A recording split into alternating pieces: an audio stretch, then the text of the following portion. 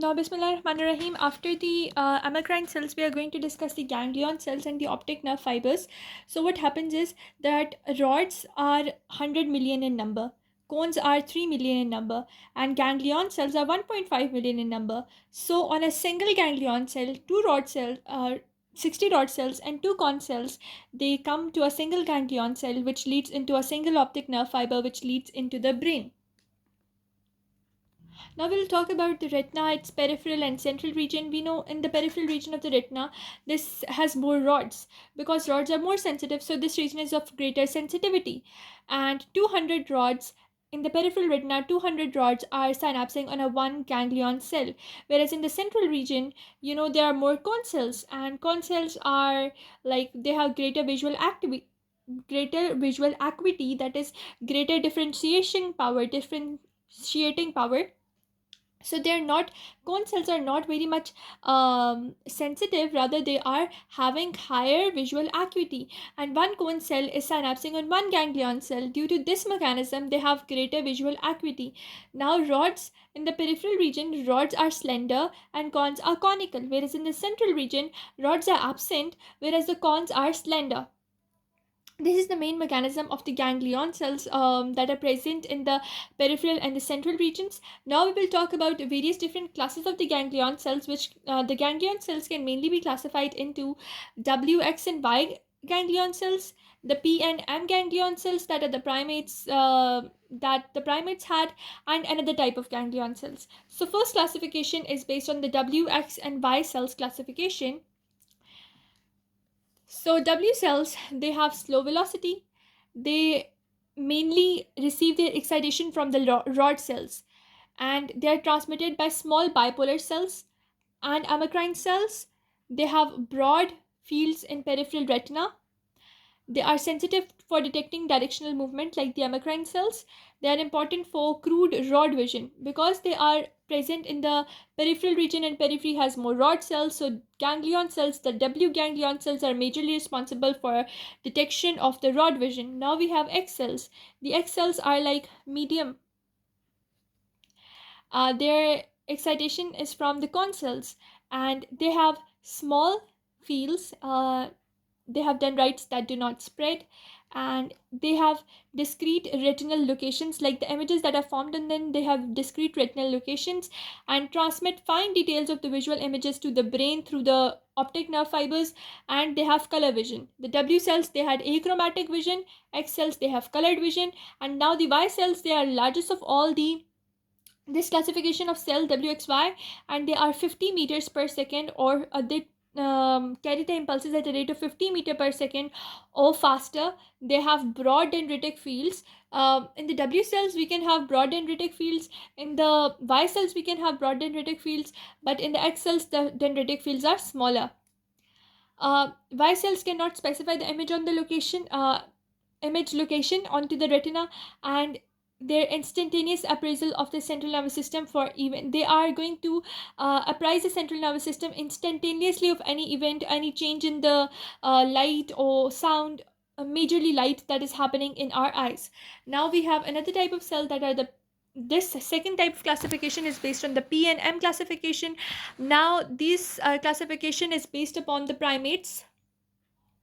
Now majorly the primates had 20 different type of retinal ganglion cells. The P cells and M cells are major types. P is parvocellular, whereas M is magnocellular.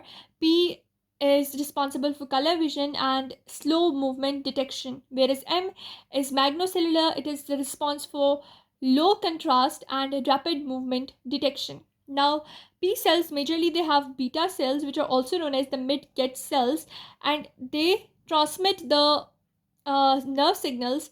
These P ganglion cells transmit the nerve signals via their optic nerve fibers to the lateral geniculate nucleus of the hypothalamus. They have smaller receptive fields. When we talk about the M or magnocellular cells, they are alpha cells. They are known as parasol cells. They are large cells. They majorly these M type of ganglion cells, they have their optic nerve fibers which go into the large cells of the lateral geniculate nucleus of the hypothalamus. From there they go into the optic tract. From there the optic tract leads them into the visual cortex. the magnocellular cells are responsible to find out or to detect low contrast or black and white images stimuli.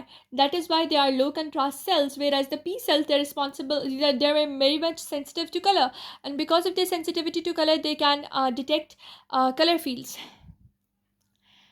The P cells, they have, as I told you, small receptive fields, but the M cells, they have larger receptive fields, because the majorly, that is the type of the thing that they have to detect is low contrast, and that is present majorly in the periphery. Now P cells and the type of action potential they produce, that is sustained potential, whereas M cells, they produce a transient type of potential. And P cells are sensitive to color, whereas M cells are not sensitive to color, and hence M cells are responsible or responsive to the low contrast or black and white image stimuli. Now, the third category of the photosensitive cells are the retinal ganglion cells. These are very much photosensitive. The other two categories, that was one was WXY. Majorly, it was based upon their type of their sensitivity to the cells, and the either they are receiving signals from the rod cells or the cone cells. But the P and M, they were majorly based upon the areas of the lateral geniculate nucleus that they are going to interact with, or the type of vision that they are associated with. Whereas these retinal gangliosins, the photosensitive ones, they have a photopigment that is known as melanopsin, and this melanopsin, it is going to conduct the all the visual information to non-visual areas of the brain, like the suprachiasmatic nucleus of the hypothalamus. Majorly, this suprachiasmatic nucleus is known as the circadian mastermind or circadian pacemaker. So, this photosensitive retinal ganglion cells will help us to activate our suprachiasmatic nucleus, and hence control the circadian rhythms or the day and night rhythms of the human body.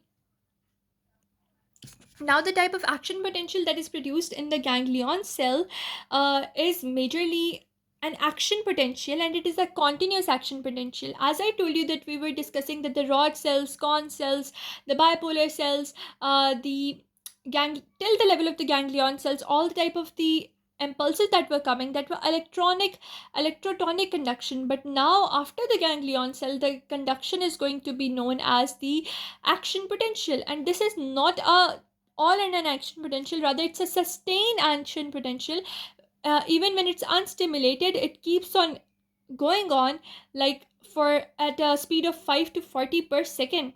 So the visual signals in turn are superimposed onto the background ganglion cell firing. That is why our vision is intact all the time. If the vision was not intact all the time, sometimes we would be seeing blur in like light situations. So that would have been a very much nuisance for our body. Now, transmission of changes in light intensity, the on and off response.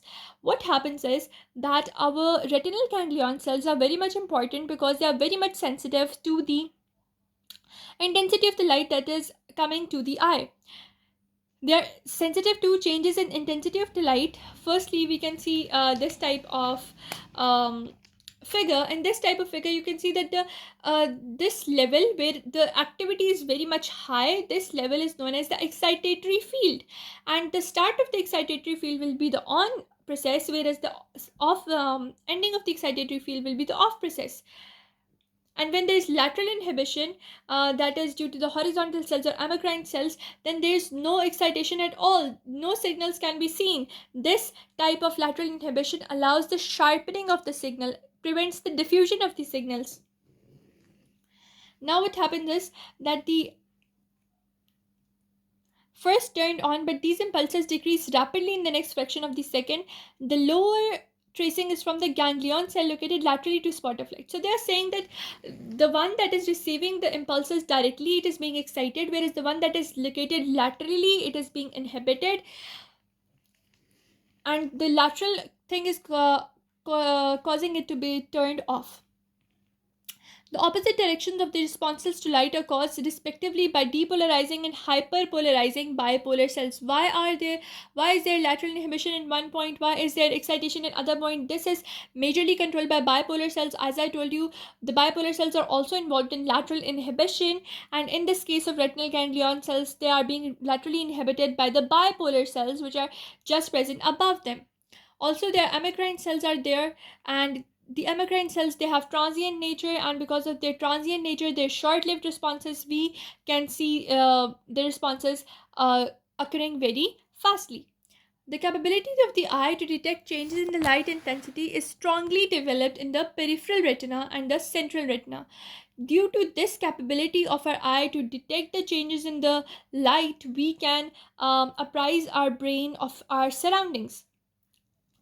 Conversely, the same they're saying that, for example, you are have watching a fly, and that flies across that fly that insect flies across your field of vision. So if you were not responsive to the changes in the light that were occurring place, then you would not even see this fly. But when your eyes, your amacrine cells, your transient cells, all the types of cells, they are activated, they are responsive, they are taking the second by second or millisecond by second information to the brain.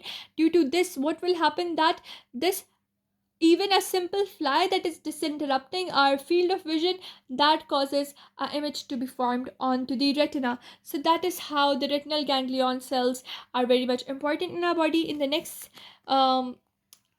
video, we are going to talk about transmission of signals, the contrast signal, the role of lateral inhibition, etc. Till then, Allah Hafiz. If you like my way of teaching, if you like my videos, please let me know, and I will share my notes with you as well. Till then, take care. Allah Hafiz.